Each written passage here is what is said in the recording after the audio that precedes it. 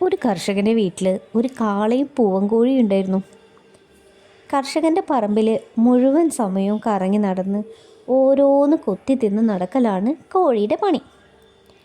ജോലിയൊന്നും ചെയ്യാതെ ചുമ്മാ കറങ്ങി നടക്കാൻ കഴിയുന്ന തൻ്റെ ഭാഗ്യത്തെ ഓർത്ത് കോഴി എപ്പോഴും അഹങ്കരിച്ചിരുന്നു. എന്നാൽ പാവം കാളയാകട്ടെ കൃഷിക്കാരൻ്റെ കൂടെ ദിവസവും വയലിൽ പോവും.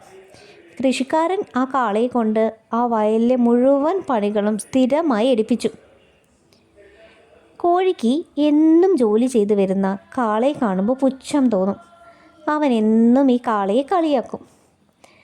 ഒരു ദിവസം ജോലി ചെയ്തു വന്ന കാളയെ നോക്കി കോഴി പറഞ്ഞു, നിനക്ക് എന്നെപ്പോലെ ഭാഗ്യമില്ല, അതല്ലേ നീ ഇങ്ങനെ മുഴുവൻ സമയവും പണിയെടുക്കേണ്ടി വന്നത്.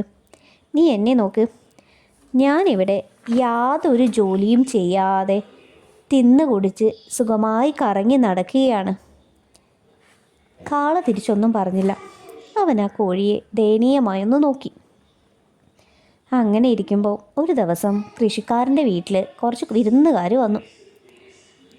പറമ്പിൽ കറങ്ങി നടക്കുന്ന കോഴിയെ കൃഷിക്കാരൻ എന്തു ചെയ്യും? വിരുന്നുകാർ വന്ന സമയത്ത് തൂക്കിയെടുത്ത് കൊണ്ടുപോയി. എന്നെ കൊല്ലല്ലേ, രക്ഷിക്കണേ! കോഴീൻ്റെ കരച്ചിലാണ് കാള പിന്നീട് കേൾക്കുന്നത്.